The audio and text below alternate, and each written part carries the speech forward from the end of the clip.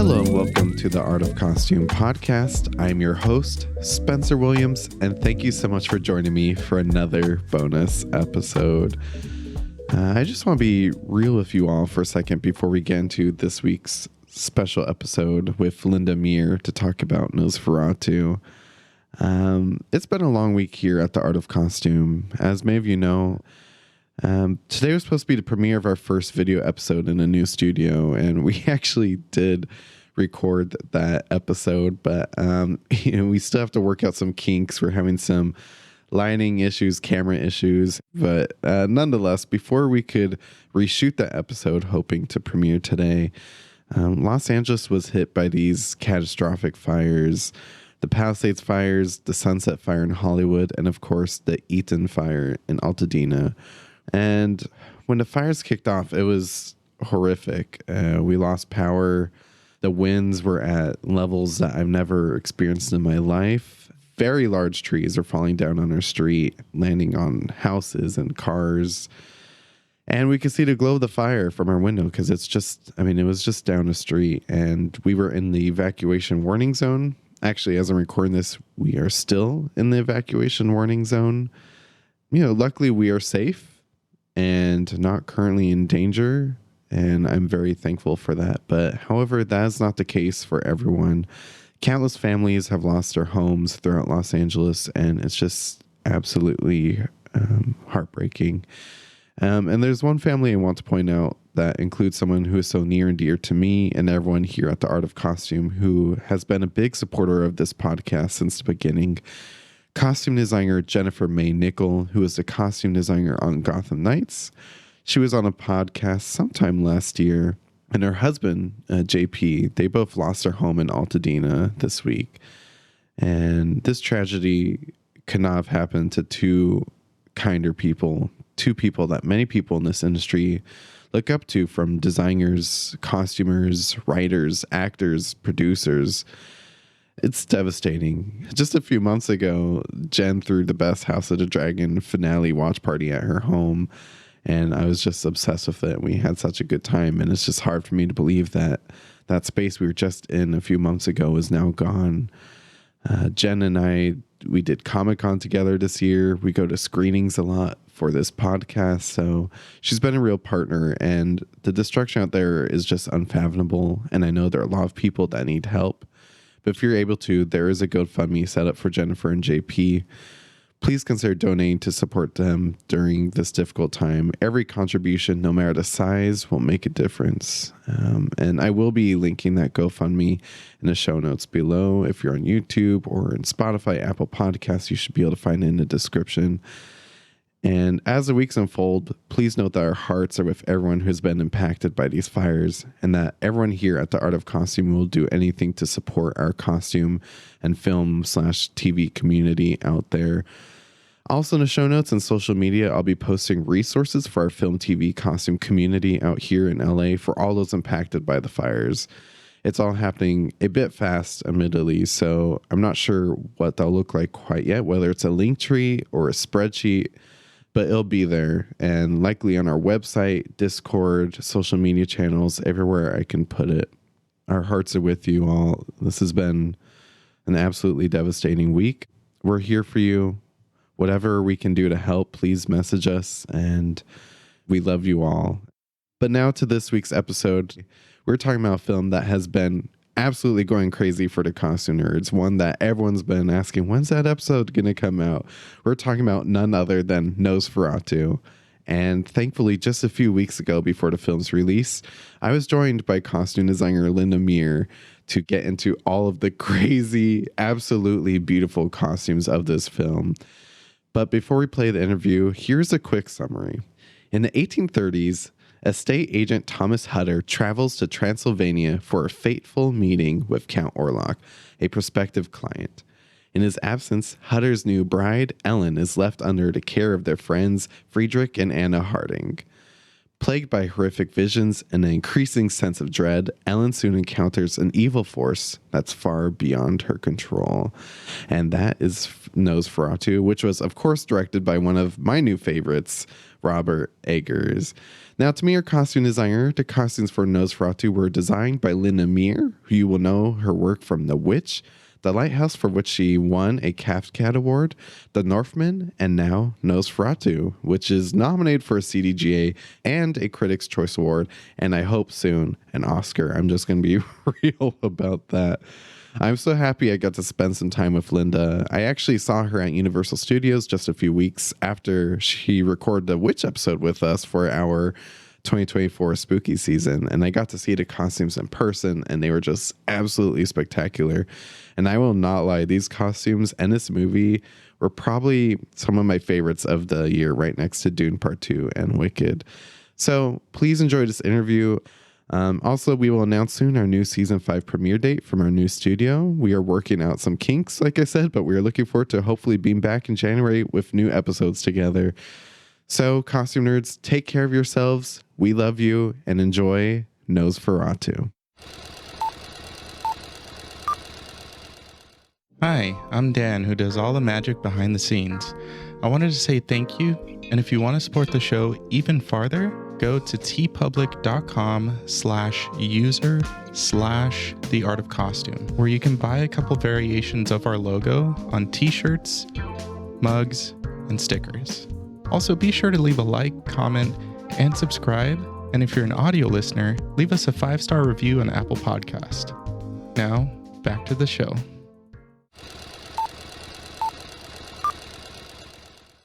Well, let's get into Nosferatu. I only have a little bit of time and like 1 million questions. And I know you're such like a detailed researcher, so I hope we could get through all of it. But let's start from the beginning. I want to, before we get into like the nuance of this film, I really want to talk about the collaboration with you and Robert Eggers, which, you know, we just talked about the other day about the Witch.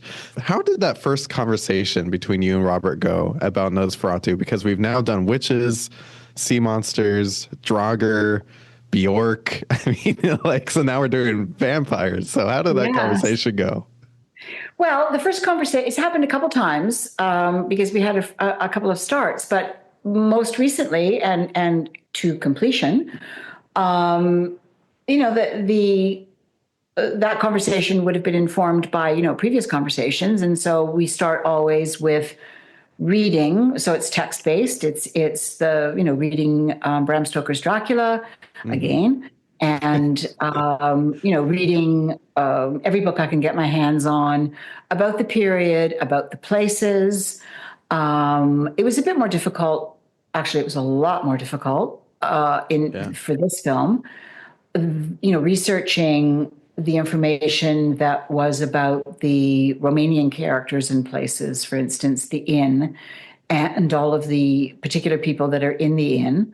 We chose the Transylvanian county of Hunedoara to locate the inn. And so that meant very particular things about headdresses. It made the choice of what kind of embroidery to do, hand embroidery to do on the clothing, what kind of shoes they would wear. And so, you know, all of that starts with the script. Then you start to think, okay, we need more information about exactly, you know, where is Thomas traveling to? Where does he go after he jumps out of the castle window and is washed downstream and is found by the convent nuns? Where is that convent? You know, neither Robert nor I read or write Romanian. And so the research for those characters was very difficult. And so that was when we would say, we need to reach out to actual historians or, you know, people that can translate these things. So, you know, as you go along and you get deeper and deeper and deeper into prep and you have to start producing costume pieces, then you really do need to know very specifically what it is that you need to design. Mm-hmm. So, you know, that always goes back, those questions always go back to Robert, and he always has answers. You know, he always has a very clear idea of how he wants to proceed. And that's so rare and, you know, very inspiring. You know, he sets his bar really high, and, you know, we, by turn, have bars that are set very high for us. And so it ends up being really rewarding. have this quote here from Aaron Taylor Johnson, and he said, I love this quote: Linda is the perfect person for Robert because she too has that extreme eye for detail and loves nothing more than to dive into the historical facts and research. And I know this to be very true from talking with you. So before we get into like the actual costumes, the town where a lot of this takes place, where Ellen is living throughout this nightmare, I'm curious to know a little bit more where this film is set in and what sort of research kind of comes along with it. Yeah. So Robert has set the contemporary part of his Nosferatu in the fictitious town of, or fictional town of Wisborg. We modeled it on Lübeck, which is in Germany. And it would also be true, I think, to say that like the secondary locations and the tertiary locations that the story is set in, the borders of these places, depending on when you're looking at them in history, change. So the Germany of the period 1838, which is when Robert set the film, is a part of the Hanseatic League. It has very specific military uniforms. Yeah. It has very specific, like we have hospital scenes. We have, attendants who are dealing with knock. There are all sorts of costuming, not even for just the principal characters, that needed to be researched. But for the menswear, I tried to include the idea that, yes, we have beautiful French illustrations. We have great English illustrations for men's and women's wear. But I was really keen to get my hands on German fashion plates. And there was a particular magazine, the name of it has slipped my mind, but, I don't speak German. And so I was constantly reaching out to people saying, could you go to the library and find this particular journal that has fashion plates in it? And these are the years that I'm interested in, years and months up to 1838.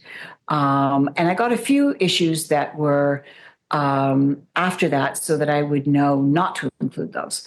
And so there is hopefully a very specific German feel to it. That also was enhanced by looking at illustrations and looking at paintings and, looking at the kinds of characters that we had, like, for instance, the cattle herders. We did a very specific German cattle herder hat that is featured in the street scene. So there were hopefully, when you put in enough of the small details, collectively, that gives you, the overriding look of the piece. With the women's wear, it is the style details are very specific.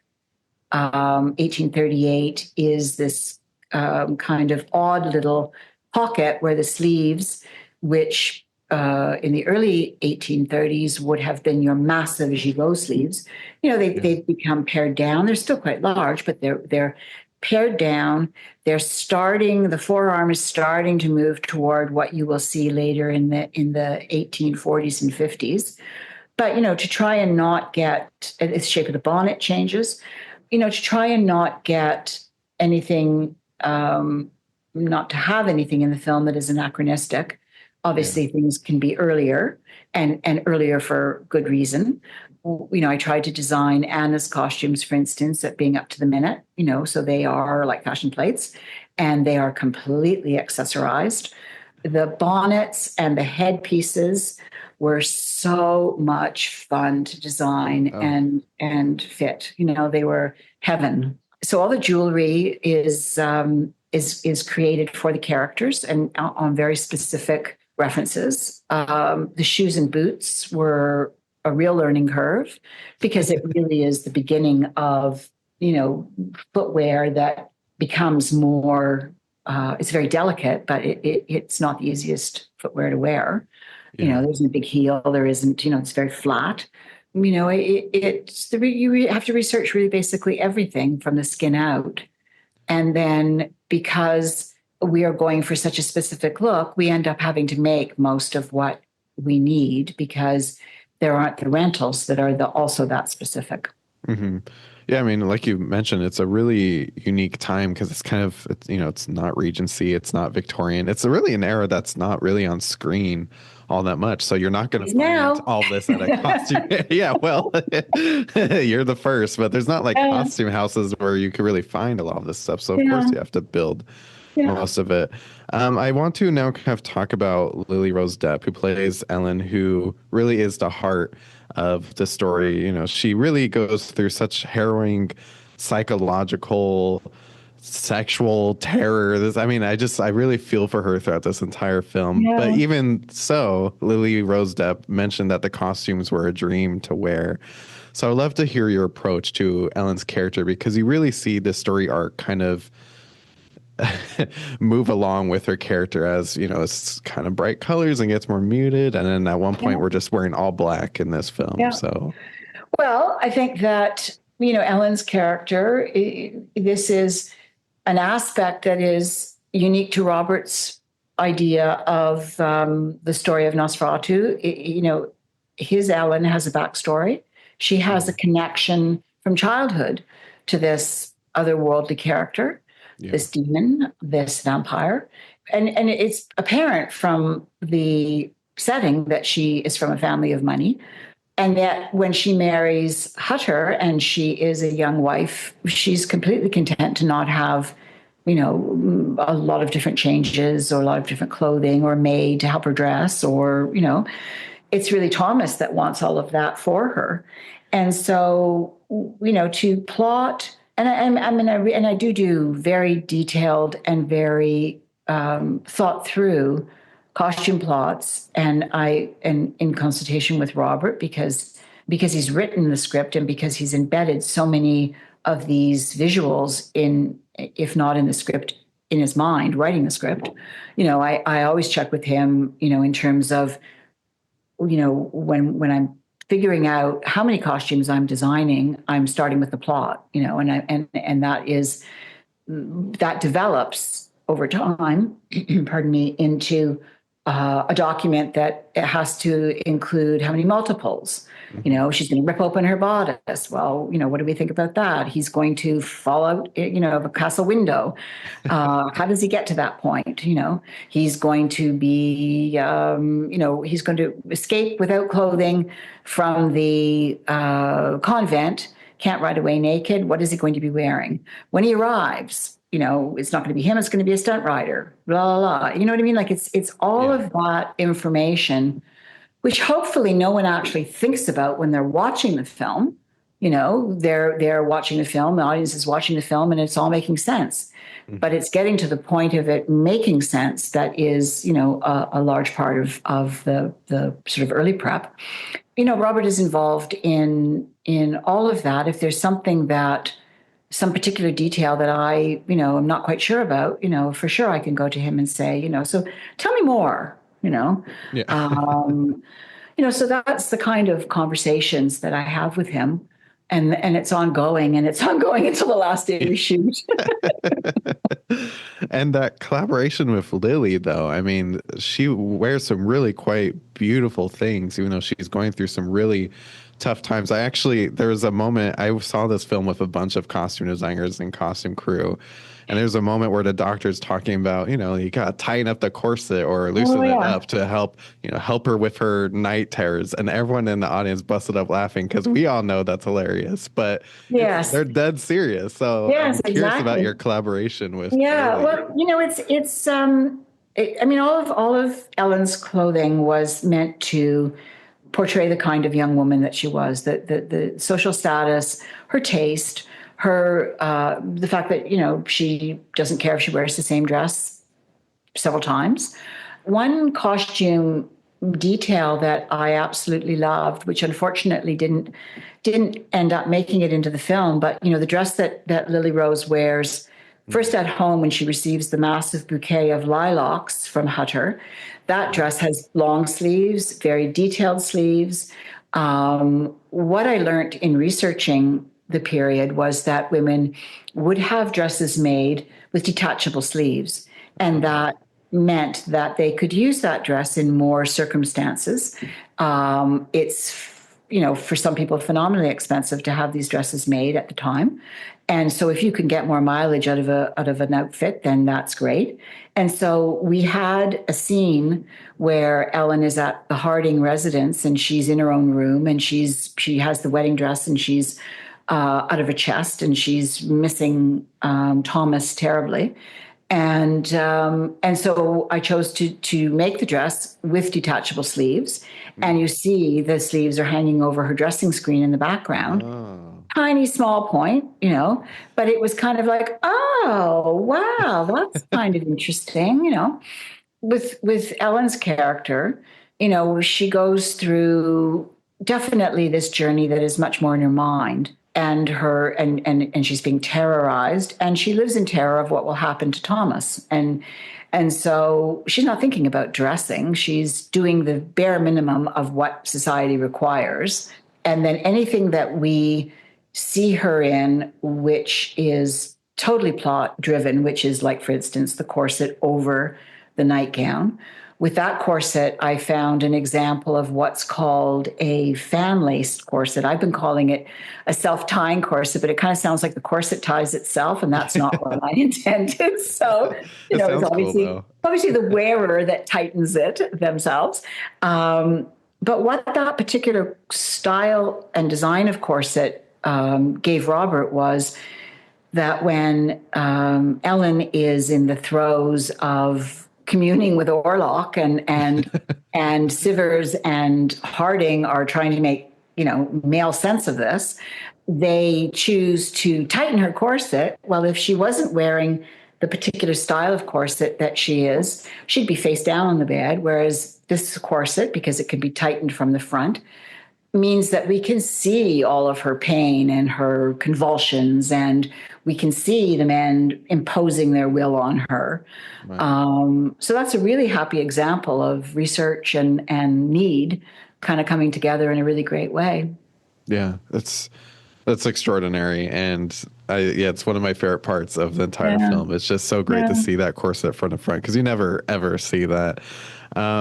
Something I'm very excited to talk about is, of course, Count Orlok, who is just absolutely horrifying. Robert Eggers said about Orlok, the folk vampire is not a suave dinner coat wearing seducer, sparkling hero. The folk vampire embodies disease, death, and sex in a base, brutal, and unforgiving way, which I thought was really exciting because, when we think about vampires, of course, like, I'm obsessed with the Ishioka, Bram Stoker's Dracula, which is very extravagant.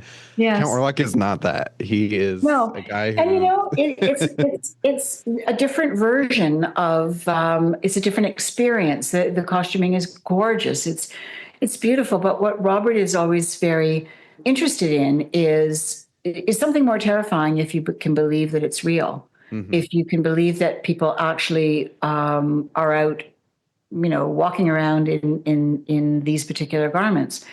And so, the research was centered around Transylvanian/Hungarian count from around 1580. So he's 300 years, before. He's like a young, vital person, 300 years before our story is set.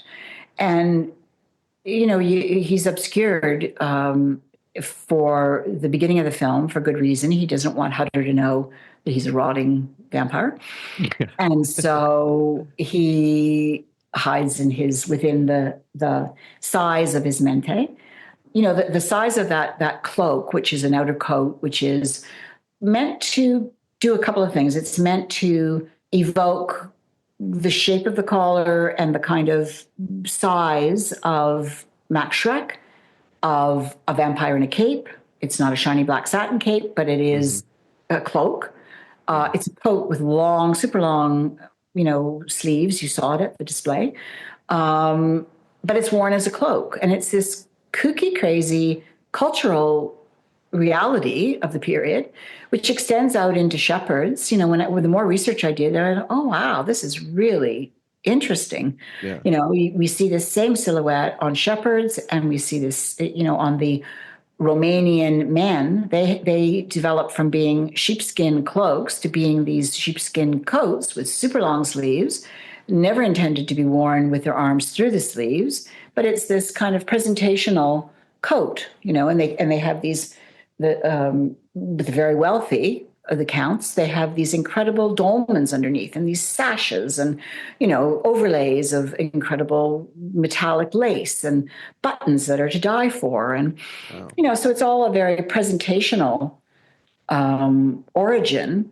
Whereas what Orlok is doing is he's like kind of shrinking into it all and he's hiding within it. And he's, and his huge Kolpak hat, you can imagine when he was a young man, it would have been a completely different way of wearing it. But now he's hiding the reality of his 300-year-old head, Yeah, I mean, oh my gosh, I didn't even think of that. That he's literally hiding himself within it too, because he's, he's not gained the glamour side of previous vampires that we know in the past. Yeah.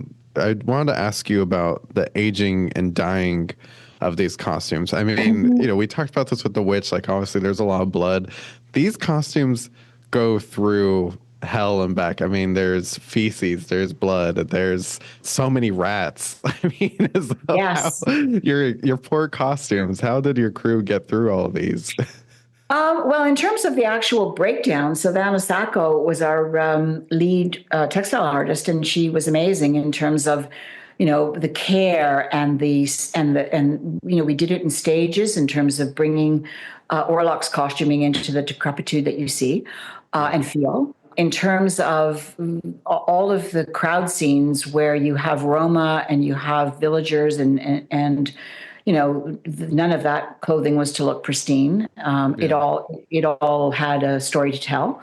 Really there wasn't much, even in the new clothing, where particularly Hutter's clothing, his traveling outfit, he has very few changes within that. A waistcoat here, the idea was that he would have packed additional linen, but not a number of different waistcoats, for instance, or he would have had maybe two, or, it was very limited what he had in that little sack, in that little satchel.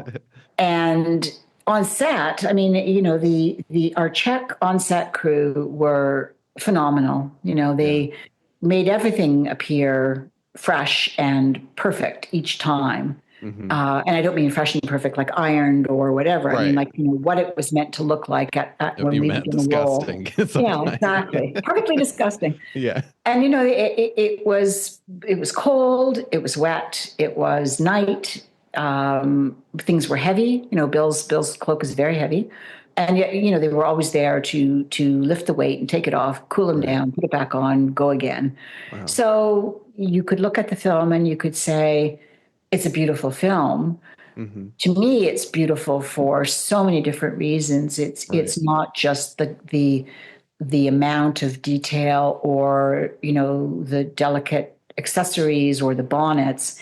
It's the fact that also, there is this clothing that you don't see, like the ethnic clothing of the Romanian villagers or the Roma. We tried to do a version of Roma that was perhaps more accurate to what a nomadic group of people would have been like, who collect things as they go, and to not necessarily do, or actually definitely not do a later version of Roma that is maybe, more popular.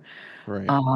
So hopefully it's beautiful to people because they look at it and they go, oh, that's interesting. But it informs the story, it doesn't sort of stick out and seem extraneous. Well, I think it's beautiful, like you said, for so many reasons. And most of that to me is the realism and how, this just feels, between you and Robert, you just really have this really niche for making such horrifying folktales feel so realistic, which makes it even more horrifying. And one aspect to it, which you've really become a master of this, but these costumes that are being lit essentially by candlelight, in goat sheds. Well, you can thank Jaron for that. If Robert sets the aesthetic at a high bar, Jaron sets the lighting needs and how to figure that out. For Craig, he's in the same he's in the same difficult boat. It is, and Robert and Jaron, they storyboard and devise shots that are very unique and economical in that they cover a lot of text, a lot of story, a lot of plot, and you don't have a lot of different angles. They're not cutting away to a medium shot or a close-up, or they're telling the story in these very measured ways. Yeah. And that can be quite fraught for us, because for Craig and I, because there's other information there. But at the end of the day, it is the story that they're telling. Sure. So yes, low light levels. I've had to learn to figure that out. Yeah. And I certainly haven't done it on my own, because there's all the support of Robert and Craig and Jaron for sure. But then also, once they go into the editing room, Louise Ford, Robert's editor, is very conscious of how these things go together, and how the scenes obviously go together, and how the story is progressing. But then they'll tweak in post as well, and that can be heart-wrenching.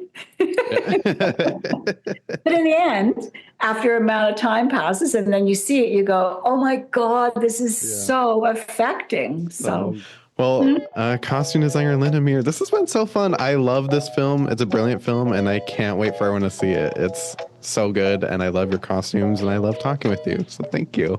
Thank you.